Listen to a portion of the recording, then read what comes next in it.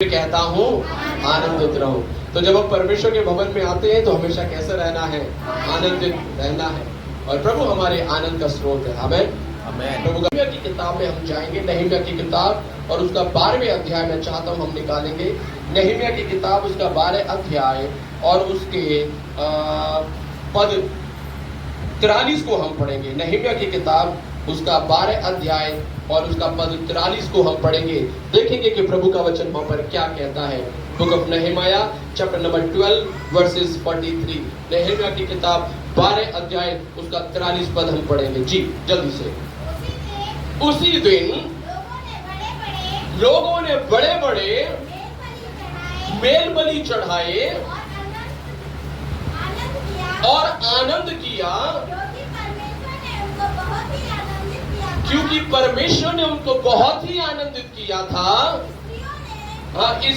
स्त्रियों ने और बाल बच्चों ने भी आनंद किया और यरूशलेम के आनंद की ध्वनि दूर दूर तक क्या हो गई? फैल गई। बस हालेलुया।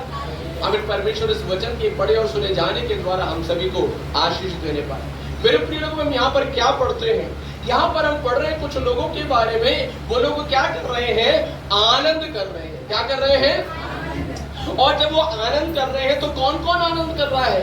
केवल भाई लोग ही आनंद नहीं कर रहे हैं। वहां पर लिखा हुआ है स्त्रियों ने भी क्या किया? आनंद किया। और केवल स्त्रियों ने ही नहीं, बाल बच्चों ने भी क्या किया? आनंद किया। और ये लोग क्यों आनंद कर रहे हैं? बाइबल कहती है क्योंकि परमेश्वर ने उन्हें क्या दिया था? आनंद दिया था। Hallelujah, hallelujah. लेकिन जब आप इस नहम्याह की किताब को पढ़ते हैं, बड़े ध्यान से सुनिएगा। जब मैं और आप इस नहम्याह की किताब को पढ़ते हैं, इस नहम्याह की किताब के जब पहले अध्याय में जाएंगे, आपको मालूम इस किताब की शुरुआत कैसे होती है? इस किताब की शुरुआत आनंद से नहीं होती है। इस किताब की शुरुआत खुशी से नहीं होती है। इस किताब की शुरुआत सेलिब्रेशन से नहीं होती है। जब हम नहम्याह की किताब उसका पहला अध्याय पढ़ते हैं तो बाइबल हमें बताती है इस किताब की शुरुआत रोने से होती है। बाइबल का वचन कहता है नहम्याह जब वो राजा के महल में पिलाने हारा था, सेवा कर रहा था, तो उसके देश से हनन्याह नामक उसका भाई आया और हनन्याह ने आकर के बताया कि यरूशलेम की हालत कैसी है। यरूशलेम की शहरपनाह टूटी हुई है, फाटक जले हुए हैं, लोग बड़ी दुर्दशा में रहते हैं और लोगों की निंदा होती है। इन सारी बातों को सुनने के बाद बाइबल कहती है नहम्याह बैठ करके क्या करने लगा? रोने लगा। लिखा है हालेलुया। नहम्याह क्या कर रहा था? रो रहा था, परमेश्वर के आगे विलाप कर रहा था, परमेश्वर के आगे संताप करने लगा। लेकिन मेरे प्रिय लोगों, जब नहम्याह रो करके विलाप करके परमेश्वर के आगे प्रार्थना कर रहा था, परिणाम स्वरूप जब हम 12वें अध्याय में आते हैं, परमेश्वर ने उस रोने को, परमेश्वर ने उस विलाप को किस में बदल डाला? आनंद में बदल डाला। Hallelujah, hallelujah. मेरा और आपका परमेश्वर वो हमारे विलाप को, वो हमारे आंसुओं को, वो हमारे तकलीफों को, वो हमारे हालेलुया संताप को आनंद में बदलने वाला परमेश्वर है। मेरे प्रिय लोगों, अगर आज हो सकता है आप में से भी कुछ लोग अपने जीवन में कुछ बातों को लेकर के दुखी हो सकते हैं। आज हो सकता है आप भी कुछ बातों को लेकर के आंसू बहा रहे होंगे। हो सकता है अपने बच्चों को देखकर, हो सकता है अपने परिवार को देखकर, हो सकता है अपने भाई बहनों को देखकर, हो सकता है अपनी पत्नी को देखकर, हो सकता है अपनी नौकरी को देखकर, हो सकता है अपनी आर्थिक अवस्था को देखकर, हो सकता है अपने पारिवारिक अवस्था को देखकर। मैं आपको बताना चाहता हूं बेकार में यूं ही आंसू मत बहाइए। हम प्रार्थना के साथ आंसू बहाएं, प्रार्थना के साथ आंसू बहाएं। जैसे नहम्याह ने परमेश्वर की उपस्थिति में आंसू तो बहाया, लेकिन उसने कैसे आंसू बहाया? प्रार्थना के साथ आंसू बहाया। कई बार हम भी आंसू बहाते हैं, लेकिन हमारे आंसू पता कैसे होते हैं? बिना प्रार्थना के होते हैं। हम वैसे ही परेशान होकर के किसी कोने में जाकर के हम बैठ करके आंसू बहाते रहते हैं। एक बात मैं बताना चाहता हूं, अपने आंसू को बर्बाद जाने मत दे। अपने आंसू को बर्बाद जाने मत दे। उन्हें सही जगह पर क्या कर? बो। प्रभु का वचन कहता है, जब हम भजन संहिता में पढ़ते वहां पर लिखा हुआ है जो आंसुओं के साथ क्या करता है? बोता है। जो आंसुओं के साथ क्या करता है? बोता है। वो जय जयकार करते हुए लवने पाएगा। हालेलुया, आज 12वें अध्याय में ये जो आनंद ये पूरे लोग मना रहे हैं, 12वें अध्याय में ये लोग जो खुशियां मना रहे हैं, कारण पता है क्या है? उसके पीछे कारण ये है क्योंकि नहम्याह ने पहले अध्याय में आंसू के साथ क्या किया? बोया। क्या आज मैं और आप प्रभु के आगे बो रहे हैं? क्या मैं और आप आंसुओं के साथ? हमें मेरे प्रिय लोगों, आपके जीवन में अगर समस्या है, आपके जीवन में अगर परेशानी है, मैं आपको बताना चाहता हूँ, रिश्तेदार के पास जा करके रो करके नहीं चलेगा। हमें पड़ोसी के पास बैठ करके रो करके कुछ नहीं होगा। हमें अपने माँ बाप को फोन करके रो करके कुछ नहीं होगा। अगर रोना है तो प्रभु की उपस्थिति में बैठ जा और प्रभु की उपस्थिति में रो और प्रभु से प्रार्थना कर, अर्थात आंसुओं के साथ उसे बोला बोलते हैं। जब हम परमेश्वर की उपस्थिति में बैठ करके रोते हैं, जब हम परमेश्वर की उपस्थिति में बैठ करके रो करके प्रभु के आगे प्रार्थना करते हैं, वो बीज बोने के समान है। वो बीज बोने के समान है।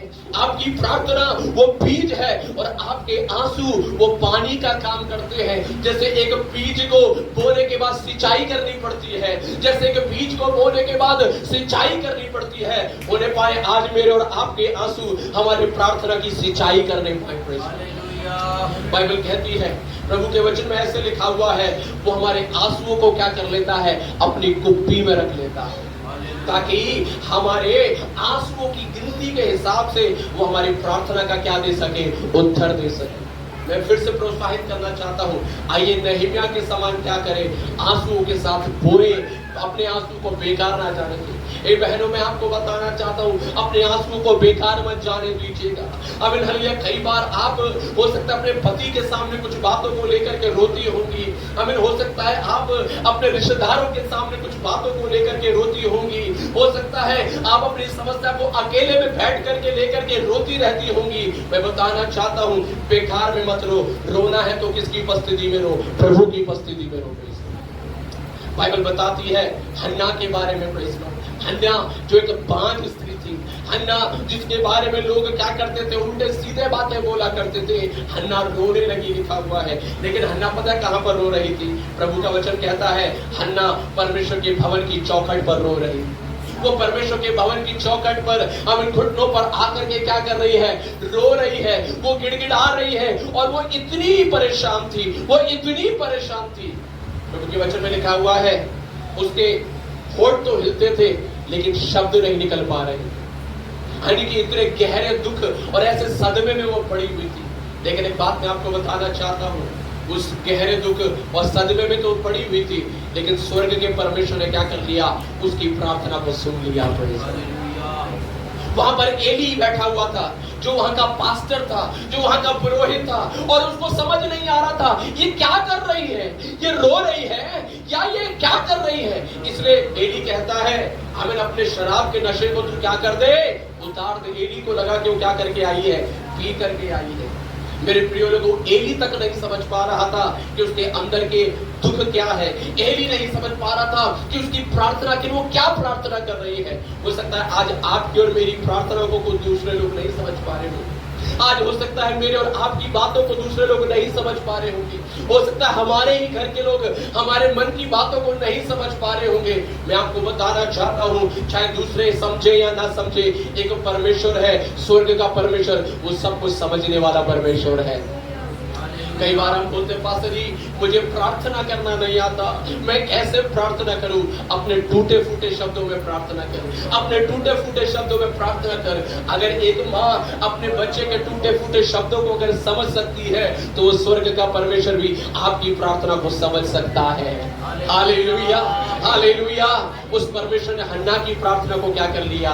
समझ लिया और सुन लिया। और बाइबल कहती है हन्ना ने आंसुओं के साथ क्या किया? बोया, और परमेश्वर ने उसे बेटा देकर के आशीष दिया, और उस बेटे का नाम था शमूएल। Hallelujah, hallelujah.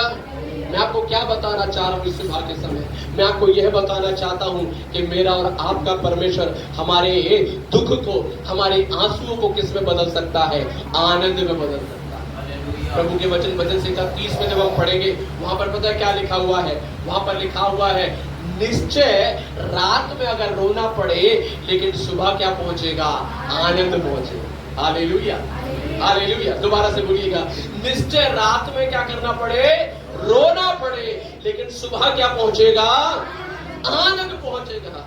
कई बार हमको लगता है जब हम दुख में होते हैं, कई बार हमको लगता है जब हम परेशानी में होते हैं, अब मुझे जीवन भर ऐसे ही अपना जीवन को काटना पड़ेगा, शायद मेरी परिस्थितियां ऐसे ही रहेगी, शायद मेरे हालात ऐसे रहेंगे, मुझे शायद इसी बीमारी के साथ अपने जीवन को काटना पड़ेगा, मुझे शायद इन्हीं क्लेशों के साथ अपने जीवन को काटना पड़ेगा, मुझे शायद इन समस्याओं के साथ ही अपने जीवन को काटना पड़ेगा। मैं आपको बताना चाहता हूं, यहाँ पर जितने लोग भी बैठे हुए सुनिएगा बड़े ध्यान से। हमें ग्लोरी टू गॉड, हालेलुया। कितने लोगों ने देखा है कि बस रात हुई और कभी सवेरा नहीं हुआ? बाइबल बताती है रात आती है और रात के बाद क्या आ जाता है? क्या आ जाता है? सवेरा आता है। कभी ऐसा कोई दिन रहा है जब हमें सवेरा ना आया हो? नहीं मेरे प्रिय लोगों, आमीन, प्रेज़ लॉर्ड। कोई भी ऐसा रात नहीं हुई आज तक जिसका कभी सुबह ना आया हो। यानी कि आमीन, प्रेज़ लॉर्ड, हालेलुया। अगर रात जाने के बाद सवेरा आ सकता है, इसका मतलब मेरी और आपकी समस्या भी जा सकती है। प्रेज़ लॉर्ड, मेरे और आपकी समस्या भी उस अंधेरे के समान है, वो रात के समान है। आज हो सकता है आप जो दुख में है ना, आप समझ लिए वो आप रात में पड़े, वो आप अंधेरे में है। प्रेज़ लॉर्ड, लेकिन आपको मालूम है बाइबल क्या बताती है? जब परमेश्वर ने हमें सृष्टि की तो क्या किया? उजियाले को बनाया, और उजियाले को बनाने के बाद क्या किया? उजियाले को अंधकार से अलग किया, और उजियाले को क्या कहा? दिन कहा, और अंधियारे को क्या कहा? रात कहा। और उसके बाद पता है क्या लिखा? ऐसे लिखा हुआ है, फिर रात हुई और फिर दिन हुआ, और इस तरह से पहला दिन हो गया। हालेलुया। पहले रात हुई और रात के बाद क्या आया? सवेरा हुआ। रात हुई और रात के बाद क्या आया? सवेरा हुआ। आमीन, प्रेज़ लॉर्ड। ठीक वैसे ही आपका और मेरा दुख उस रात के समान है। आमीन, बाइबल कहती है रात को तो रोना पड़ेगा लेकिन सवेरे आनंद पहुंचेगा।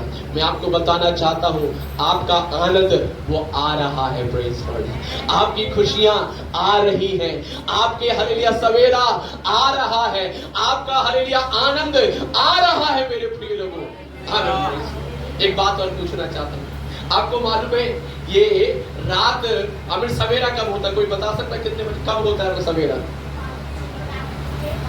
हाँ, एक मिनट, कोई इधर से बताइए कब होता है सवेरा? कोई जल्दी से बता सकता है? 4 बजे सवेरा होता है। कितने बजे सवेरा होता है? पीछे कितने बजे सवेरा होता है? 5 बजे। वृंदावन 5 बजे सवेरा होता है। शीतल भाई 4 बजे। अंजू ने बोला बिल्कुल सही, 4 बजे सवेरा नहीं होता है, 5 बजे सवेरा नहीं होता है, वो आधी रात में ही क्या हो जाता है? अगर 12 बजते ही आपने देखा होगा पीएम लिखते हैं 12 बजे से पहले, और 12 बजे के बाद वो क्या हो जाता है? एएम हो जाता है। Hallelujah, hallelujah. आमीन, प्रेज़ लॉर्ड। 12 बजे क्या हो गया? सवेरा लग गया है, लेकिन वो ज्यादा हो गया क्या? वो ज्यादा हो गया क्या? नहीं। कई बार ऐसा ही होता है, हम बोलेंगे अमीन मैं तो प्रार्थना किया, मैंने वचन भी पढ़ा, मैंने पास्टर जी से भी प्रार्थना कराया, मैं तो कलीसिया में भी गया, फिर भी मेरे जीवन में कोई बदलाव नहीं हो रहा। क्यों? मेरा परमेश्वर सुनकर के उत्तर नहीं दे रहा। मैं आपको बताता हूं, बड़े ध्यान से सुनिएगा। आपका पीएम एएम में बदल चुका है। और 12 बजे के बाद जैसे जैसे समय बीतता है हमें क्या होता जाता है? हमें जैसे जैसे समय बीतता है वैसे ही उजियाला आता जाता है। मैं आपको बताना चाहता हूँ, यदि अगर आप प्रेज़ लॉर्ड, आपको लग रहा है कि मैं अभी भी उस समस्या में हूँ, आपको लग रहा है मैं अभी भी उस परेशानी में हूँ, आप निराश मत होइएगा। आप ये बोलिएगा प्रेज़ लॉर्ड मेरा उजियाला आ रहा है। 1 बज चुका है, 2 बज चुका है, कुछ लोगों के लिए 2 बज चुका है, कुछ लोगों के लिए 3 बज चुका है, कुछ लोगों के लिए 4 बज चुका है। बिल्कुल थोड़ा ही समय बाकी है और वो 5 बजते ही क्या हो जाएगा? उजियाला हो जाएगा। Hallelujah, hallelujah. आइए मेरे प्रिय लोगों, निराश ना हो। मेरा और आपका परमेश्वर अगर हमारे आमन रोने को, हमारे आंसुओं को किस में बदल डालेगा? आनंद में बदल डालेगा। बाइबल में एक कहानी, एक घटना हम ऐसे पढ़ते हैं, जब प्रभु यीशु मसीह से दुनिया में थे। बाइबल कहती है एक स्त्री थी, एक महिला थी, और वो विधवा थी। और प्रभु के वचन में ऐसे लिखा हुआ है, और उसका एक लौता पुत्र था, और वो लौता पुत्र भी क्या हो गया? मर गया। लिखा हुआ वो लौता पुत्र भी मर गया। और जब वो लौता पुत्र मर गया तो लोग उसकी अर्थी को बना करके लेकर के जा रहे थे उसका अंतिम संस्कार करने के लिए। लोग उसको लेकर के जा रहे थे, लेकिन जब लोग उस अर्थी को लेकर के जा रहे थे, प्रभु के वचन कहता है दूसरी तरफ से पता है कौन आ रहा था? दूसरी तरफ से प्रभु यीशु मसीह आ रहे थे।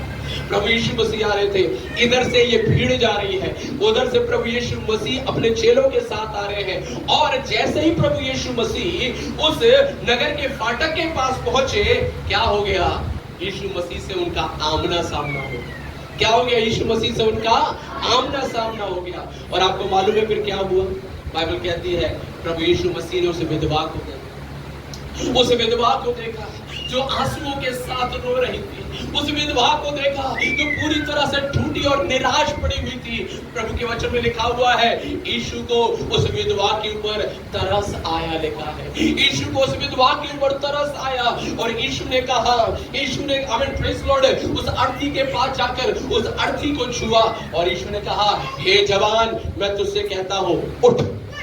हे जवान, मैं तुझसे कहता हूं उठ। और प्रभु के वचन में कहता है वह जवान उठ करके खड़ा हो गया। हालेलुया। वो जवान उठ करके क्या हो गया? खड़ा हो गया। और उसके बाद यीशु मसीह ने उस बेटे को उसकी मां को सौंप दिया। मेरे प्रिय लोगों, और उसके बाद अब जब उसकी मां जारी होगी तो कैसे जारी होगी? कैसे जारी होगी? सुनिएगा, थोड़ा कल्पना कीजिएगा ना मेरे साथ। जब अपने घर से उस नगर की फाटक की ओर आ रही थी तो कैसे आ रही थी? कैसे आ रही थी? है ना? हम आज सिर्फ रोते नहीं आ रही होगी, हमें शायद छाती पीट पीट करके रो रही होगी, शायद बिलक बिलक करके रो रही होगी। वो कह रही होगी, हे मेरे बेटे को मत ले करके जाओ, उसे मुझसे दूर मत करो। वो चिल्ला चिल्ला करके रो रही होगी, लेकिन वहां पर कोई भी नहीं था उसके लिए कुछ मदद करने वाला। लोगों को तरस तो आ रहा था, लेकिन कोई कुछ नहीं कर सकता। लेकिन हमें जब उस फाटक के पास पहुंची, वहां से कौन आया?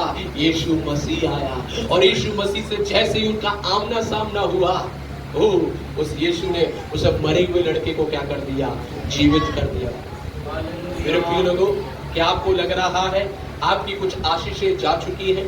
क्या आपको लग रहा है आप जिन विषयों के लिए सोच रहे थे, योजनाएं बना रहे थे, क्या आपको लग रहा है कि अब वो सब कुछ खत्म हो चुका है? मैं आपको बताना चाहता हूँ, मेरा यीशु मरी हुई चीजों को भी क्या कर सकता है? जीवित कर सकता है। मैं यही बात सीमा बहन से बोल करके आया, मेरा यीशु मरी हुई चीजों को भी जीवित कर सकता है। यीशु ने मरे हुए लाजर को जीवित किया, यीशु ने मरे हुए इस लड़के को जीवित किया, तो मेरा यीशु उस मरे हुए फेफड़ों को भी क्या कर सकता है? जीवित कर सकता है। हालेलुया। मेरे प्रिय लोगों, मेरा यीशु आपके आमीन हालेलुया मरे हुए आत्मिक जीवन को भी फिर से जीवित कर सकता है। मेरा यीशु आपकी पारिवारिक जीवन जो खत्म हो चुका है, उस पारिवारिक जीवन को भी फिर से जीवित कर सकता है। मेरे प्रिय लोगों, हालेलुया हालेलुया। बाइबल कहती है, और जब यीशु ने उसको जीवित कर दिया, अब वो माँ अपने बेटे के साथ कैसे जारी होगी? कैसे जारी होगी? हमें खुशी के साथ, आनंद के साथ उसके आंसुओं को किस में बदल डाला? आनंद में बदल डाला। उसके आंसुओं को किस में बदल डाला? आनंद में बदल डाला। आनंद में बदल डाला। यही तो मैं कह रहा था, जो आंसुओं के साथ बोते हैं वो जय जयकार करते हुए लबने पाएंगे। ये महिला, ये विधवा आंसुओं के साथ आ तो रही थी, लेकिन अब कैसे जा रही है? कैसे जा रही है? अंजलि ये कैसे जा रही है? अंजलि कैसे जा रही है? आमीन। मैं तुझसे यही कहना चाहता हूँ, प्रभु के सामने आंसुओं के साथ इधर उधर आंसू बहाने से कुछ नहीं चलेगा। प्रभु के आगे आंसुओं के साथ वो परमेश्वर तेरे लिए रास्ता खोलेगा। परमेश्वर तेरे लिए आमीन, परमेश्वर अपनी महिमा को प्रकट करेगा। यीशु के अधिकारी नाम, ये परमेश्वर का आत्मा तुझसे बातें कर रहा है। प्रभु का आत्मा कहता है, उड़ाने का लगस्य उड़ाने का लगस्य दीवाना हमवाला डूबाना। आमीन। तुझे शायद लग रहा होगा मेरा जीवन अब सब कुछ समाप्त हो चुका है, लेकिन परमेश्वर का आत्मा कहता है तुझे एक नया जीवन देने के लिए तैयार है, तुझे एक नया जीवन, तुझे एक नई आशा देने के लिए तैयार है। तेरे जीवन में परमेश्वर एक बड़ा और एक नया काम करने के लिए तैयार है। लेकिन प्रभु की उपस्थिति में आंसुओं के साथ बोलना शुरू। मेरे प्रिय लोगों, वापस आइएगा। कहता है जो आंसुओं के साथ होता है वो क्या करने पाएगा? लवने पाएगा। हालेलुया। मैं एक सवाल आपसे पूछना चाहता हूं, ये विधवा के जीवन में सब कुछ बदला कैसे? कोई बता सकता है इस विधवा के जीवन में सब कुछ बदला कैसे? जल्दी से। हाँ, मैं आपको बताऊं, मैं आपको बताता हूं। इस विधवा के जीवन में सब कुछ बदला जब इनका आमना सामना किसके साथ हुआ? परमेश्वर के साथ। हालेलुया। क्या आपका आमना सामना प्रभु के साथ हुआ है? क्या आपका एनकाउंटर प्रभु के साथ हुआ है? क्या मैं जल्दी से एक व्यक्ति के बारे में बता करके समाप्त करना चाहता हूं, जिसका सामना परमेश्वर से हुआ, जिसका मुकाबला परमेश्वर से हुआ, और जिस दिन उसका आमना सामना परमेश्वर के साथ हुआ, उसका जीवन क्या हो गया? पूरी रीति से बदल गया। और वो पता है कौन है? वो है याकूब। कौन है? कितने लोग याकूब को जानते हैं? जल्दी से बताइएगा। ओ प्रेज़ गॉड। कौन था याकूब? याकूब इसहाक का बेटा। ये दो भाई थे, बड़ा बेटा एसाव और छोटा भाई क्या नाम था? याकूब था। याकूब के अंदर बचपन से ये एक इच्छा है। पता है क्या इच्छा थी उसकी? उसकी इच्छा है मुझे आशीष पाना है। मुझे क्या पाना है? कितने लोग यहाँ पर आशीष पाना चाहते हैं? पाना चाहते हैं? कोई है कि नहीं? पास नहीं, मेरे पास मुझे नहीं चाहिए। हम सब पाना चाहते हैं, राइट? अच्छी इच्छा है, हम सबको आशीष पाना की इच्छा रखनी चाहिए। लेकिन आपको मालूम है ये जो याकूब है, ये आशीष पाने के चक्कर में इसने पता है क्या किया? सबसे पहला, संक्षिप्त में बता रहा हूं बस, सबसे पहला उसने अपने बड़े भाई को धोखा दिया। पुराने समय में जो पहला लड़का होता था, उस पहले लड़के को जब बंटवारा होता है तो ज्यादा हिस्सा पहले लड़के को दिया जाता था, क्योंकि वो पहलौठा है। घर की सारी जिम्मेदारियां इस पहलौठे के ऊपर होती थी। सुनिएगा ध्यान से। और उसके बाद इसलिए उसको पहलौठा कहलाया जाता है। और कई बार अगर पिताजी चाहे तो सारा संपत्ति भी किसको दे सकता है? पहलौठे को दे सकता है। याकूब तो क्या था? छोटा था। इसलिए याकूब ने दिमाग लगाया। याकूब ने सोचा सारी आशीष अगर मेरा, और बाइबल कहती है इसहाक जो है इसाव से ज्यादा प्यार करता था। किससे प्यार करता था? बड़े भाई से ज्यादा प्यार करता है। इसलिए याकूब ने पता है क्या सोचा? याकूब ने सोचा सारा आशीष किसके पास चला जाएगा? किसके पास चला जाएगा? बड़े के पास। इसलिए सबसे पहले उसने क्या किया? अपने बड़े भाई को धोखा दिया। एक बार इसाव को भूख लग रही थी, और इसाव भूख लग रही थी तो उसने देखा कि याकूब के पास कटोरी में क्या एक दाल है, और वो आया, उसने बोला ये कटोरी दाल मुझे दे दे। उसने बोला दे तो दूंगा, लेकिन एक शर्त पे। क्या है शर्त? उसने बोला अपना पहलौठे का अधिकार तुम मुझे बेच दे। आज से मैं बड़ा बनूंगा और तू छोटा होगा। आमीन।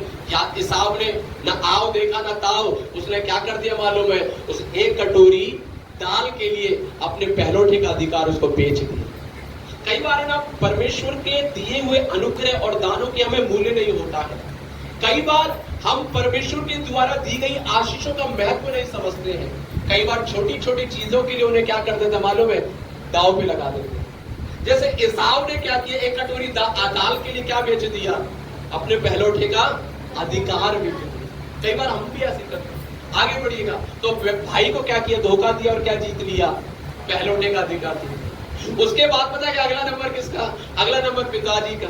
पिताजी बूढ़े हो गए। पिताजी को लगा मेरे जाने का समय आ गया है, तो इससे पहले कि मैं जाऊं तो अपना सारा जो भी जिम्मेदारी देनी है, आशीष देनी है, किसको दे जाऊं? बच्चों को दे जाऊं। और इसहाक ने अपने बड़े बेटे इसाव को बुलाया, बोला जल्दी से मेरे लिए स्वादिष्ट खाना बना करके लेकर के आ, ताकि मैं खा के तृप्त होकर के तुझे क्या दे सकूं?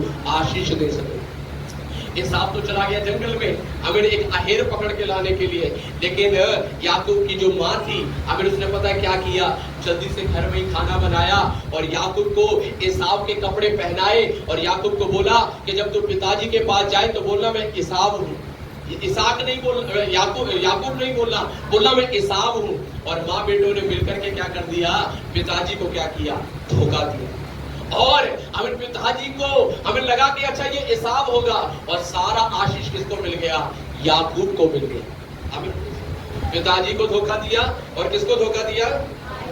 है ना? भाई को धोखा दिया। और उसके बाद ये भाग गया। कहां पर भाग गया? अपने किसी रिश्तेदार के घर पे भाग गया, लिखा हुआ है। और वहां पर पता है क्या हुआ? जल्दी से ध्यान सुनिएगा। जब वो वहां पर भाग गया तो वहां पर उसको एक लड़की पसंद आई शादी करने के लिए। तो उसने जाकर के सीधा उसके पिताजी से बोला, ऐसे ऐसे मुझे आपका लड़की पसंद है, मैं शादी करना चाहता हूँ। तो पिताजी ने पता है क्या बोला? शादी तो करा देंगे, कोई परेशानी वाली बात नहीं है, लेकिन उसके बदले में 7 साल क्या करना पड़ेगा? सेवा करना पड़ेगा। याकूब ने क्या किया? ठीक है, अगर मैं 7 साल सेवा करने के लिए क्या हूँ? तैयार हूँ। 7 साल अपने ससुर जी के यहाँ पर गुलाम बन करके रहा, उसकी भेड़ बकरियों को चराया, देखभाल किया, सब कुछ किया। अब इन कैसे भी करके 7 साल क्या हो गए? बीत गए। और आपको मालूम है पता है क्या हुआ? अब शादी का दिन आ गया। किसका दिन आ गया? के दौरान शादी का दिन आ गया। और शादी का दिन आ गया तो क्या हुआ मालूम है?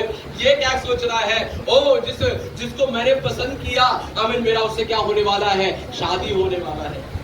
लेकिन सवेरे आमीन घूंघट उठा करके देखा तो वो नहीं थी, उसकी बड़ी बहन थी जिससे उसके पिताजी ने शादी करा। और ये बड़ी बहन ये आंखों से धुंधला दिखती थी, इसलिए इसकी शादी कहीं नहीं हो रही थी। तो ससुर ने क्या किया? उसके साथ उसका शादी करा दी। वो बोलेगा मेरे साथ अन्याय हुआ है, तूने भी तो यही किया था। बाइबल कहती है जो बोओगे वही का। इसने क्या किया? इसने भी तो धोखा बोया था ना, इसने भी तो धोखा बोया था ना। हमें उसको बदले में भी क्या मिला? धोखा मिला। अभी बड़े गुस्से में गया ससुर के पास, आपने ऐसा क्यों किया? मैंने उसने बोला जब बड़ी बेटी घर पे हो तो छोटी की शादी कैसे कर सकते हैं?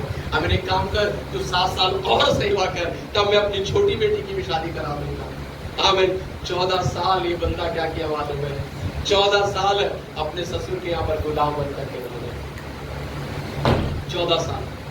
लेकिन आपको मालूम है 14 साल के बाद क्या हुआ? 14 साल के बाद ऐसा लिखा हुआ है वो अपने ससुर के घर को छोड़ करके सब कुछ लेकर के निकल करके आ गया। अब वो वापस अपने देश जाना चाहता था, लेकिन अपने देश में जा सकता है? अपने घर जा सकता है? नहीं जा सकता। वहां पर बड़ा भाई बैठा हुआ है, ये जो करके गया था, अब बड़ा भाई देखेगा तो उसे क्या कर देगा? वहीं पर खत्म कर देगा। आपको मालूम है जब अपने घर जा रहा था, रात के समय पर वो परमेश्वर के पास आए। रात के समय पर वो एक स्थान में पहुंचा और वहां पर बाइबल ऐसे कहती है वहां पर परमेश्वर का दूत उतर करके आया। और इसने क्या किया? उस परमेश्वर के दूत के साथ, ध्यान दीजिएगा, उसने कुश्ती लड़ना शुरू किया। उसने उस परमेश्वर के दूत को पकड़ लिया, उसने पकड़ लिया और कुश्ती लड़ते लड़ते लड़ते सुबह होने को आ गई। और दूत ने बोला मुझे जाने दे क्योंकि सवेरा हो रहा है। लेकिन याकूब ने बोला जब तक तू मुझे आशीष नहीं देगा तब तक मैं तुझे जाने नहीं दूंगा। क्या मांग रहा है? क्या मांग रहा है? तो भाई से जो लिया था वो क्या था? पिताजी से जो लिया था वो क्या था? ससुर के यहाँ से जो लेकर के आया क्या था? क्या वो आशीष नहीं था? क्या वो आशीष नहीं था? नहीं। कई बार हमको लगता है ये सारी चीजें आशीष है। कई बार हमको लगता है हमें भौतिक चीजें आशीष है, रुपया पैसा हो जाए, घर मकान हो जाए, बड़ी आशीष है। लेकिन आपको बताना चाहता हूं इसने सारे धोखा दे करके, गलत रास्ते अपना करके, कई बार आजकल हम शॉर्टकट मारने के चक्कर में, है ना, बड़े जल्दी से जल्दी अमीर होना चाहते हैं, जल्दी से जल्दी बड़ा घर बनाना चाहते हैं। मैं आपको बताना चाहता हूं परमेश्वर की उपस्थिति में कोई शॉर्टकट नहीं है। कभी भी, विशेष करके भाई लोगों में आपको बताना चाहता हूँ कोई शॉर्टकट मत लेना। हालेलुया, आगे बढ़ने के लिए, उन्नति पाने के लिए, तरक्की पाने के लिए कोई शॉर्टकट मत लेना। अगर उन्नति पाना चाहते हो तो परमेश्वर का वचन बताता है उन्नति ना तो पूरब से आती है ना पश्चिम से आती है, वो परमेश्वर की ओर से आती है। प्रभु से प्रार्थना करना। आपके ऑफिस में प्रमोशन नहीं हो रहा है, प्रभु से प्रार्थना करना। हमें आपका इंक्रीमेंट नहीं हो रहा है, प्रभु से प्रार्थना करना, मेरा परमेश्वर उसको बढ़ाएगा। हालेलुया। ये बंदा खूब शॉर्टकट मार मूर करके सब कुछ तो अर्जित कर लिया, लेकिन पता है कि सब कुछ होने के बाद भी उसके मन के अंदर क्या नहीं है? शांति नहीं। उसके मन के अंदर अभी भी संतुष्टि नहीं। इसीलिए उस रात को भी जब लड़ रहा था तो क्या मांग रहा था? मुझे आशीष है, मुझे आशीष है। और आपको मालूम है क्या हुआ? जल्दी से मैं बता करके समाप्त करूं। उस दूत ने पूछा तेरा नाम क्या? तो उसने पता क्या नाम बताया अपना? क्या नाम था उसका? क्या नाम था उसका? क्या नाम था उसका? याकूब का मतलब मालूम है किसी को? याकूब का मतलब होता है धोखेबाज। याकूब का नाम का मतलब होता है धोखेबाज, दगा देने वाला। धोखाधड़ी करने वाला। और परमेश्वर ने अर्थात प्रभु के उस दूत ने बोला, अब से तू याकूब नहीं, अब से तू इस्राएल कहलाया जाएगा। हालेलुया। मेरे प्रिय लोगों, आमीन, उसका नाम याकूब था, लेकिन परमेश्वर कहता है अब से तू याकूब नहीं है। अर्थात प्रभु कहता है आज से मैं तेरी पहचान को क्या करने के लिए जा रहा हूं, बदलने के लिए जा रहा हूं। अब तक लोग तुझे धोखेबाज कहते थे, अब तक लोग तुझे आमीन प्रेसो धोखा देने वाला कहते थे, लेकिन अब से तू धोखेबाज नहीं, अब से तू क्या कहलाया जाएगा, इस्राएल कहलाया जाएगा। और कितने लोग बता सकते हैं इस्राएल का क्या मतलब है? इस्राएल का मतलब होता है परमेश्वर के साथ राज्य करने वाला, परमेश्वर के साथ। क्या आज आपको कुछ लोग गलत गलत नामों से पुकारते हैं? क्या आपको लोग कुछ बुरे नाम, आपके ऊपर कोई बुरी पहचान लोगों ने लगा रखी है? झूठ बोलने वाला, वो देखो गाली देने वाला, वो देखो नशा करने वाला, वो देखो झगड़ा करने वाला। आज हो सकता है कई तरह के ऐसे टैग हमारे ऊपर भी लगे हुए हो सकता है कई तरह के ऐसे नाम हमारे भी होंगे, लेकिन एक बात मैं बताना चाहता हूं, याकूब की एक आमना सामना परमेश्वर के साथ, और याकूब की पहचान बदल गया। हालेलुया। परमेश्वर कहता अब से तू याकूब नहीं है, अब से तू क्या है, इस्राएल। मैं बताना चाहता हूं, मेरा आपका परमेश्वर हमारी पहचान बदल सकता है, वो हमारी पहचान को बदल सकता है। क्या आप चाहते हैं कि परमेश्वर मेरी पहचान को तो बदल दे? क्या आप चाहते हैं परमेश्वर, लोग मुझे कई बुरे बुरे नामों से पुकारते हैं, परमेश्वर उन लोगों के बीच में मेरे पहचान को, मेरे नाम को प्रभु बदल दे? मैं आपको बताना चाहता हूं, परमेश्वर के सामने आइएगा, प्रभु के आमने प्रभु का सामना करें, प्रभु की उपस्थिति में आए, वो परमेश्वर क्या कर देगा, आपकी पहचान को बदल करके रख देगा। वो केवल पहचान ही नहीं बदलता है, दूसरा आपको मालूम है इस दिन के बाद, अर्थात इस दिन के बाद फिर याकूब ने कभी किसी को धोखा नहीं दिया। याकूब ने कभी किसी को, उसकी एक इस मुलाकात ने आमीन याकूब के पूरे चरित्र को क्या कर डाला, बदल डाला। आज हो सकता है कुछ बुरी आदतों के साथ आप ग्रसित होंगे। आज आप बोल रहे होंगे, पास्टर जी मैं अपने स्वभाव को बदलना तो चाहता हूँ, पास्टर जी मैं अपने इस आदत को बदलना तो चाहता हूँ, पास्टर जी मैं कुछ बुरी आदतों को छोड़ना तो चाहता हूँ, लेकिन छूट नहीं रही है। मैं बताना चाहता हूँ आपको, आप प्रभु के साथ एक मुलाकात करें, प्रभु का आमना सामना करें। जैसे याकूब की मुलाकात किससे हो गई, परमेश्वर के उस दूत से हो गई, जैसे उस विधवा की मुलाकात यीशु मसीह से हो गई। जिस दिन मेरा और आपका मुकाबला, अर्थात जिस दिन मेरा और आपका सामना यीशु मसीह से हो जाएगा, आमीन, वो बदल करके रख देगा। उसके चरित्र को उसने क्या कर दिया, बदल करके रख। और आखिरी बात बताता हूं, केवल उसके नाम को नहीं बदला, केवल उसके चरित्र को नहीं बदला, आखिरी बात उसकी जिंदगी के मकसद को उसने क्या कर दिया, बदल।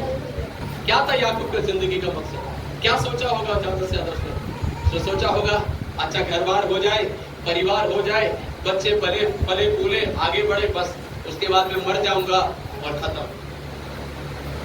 उसने अपने जीवन के बारे में सोच रहा है।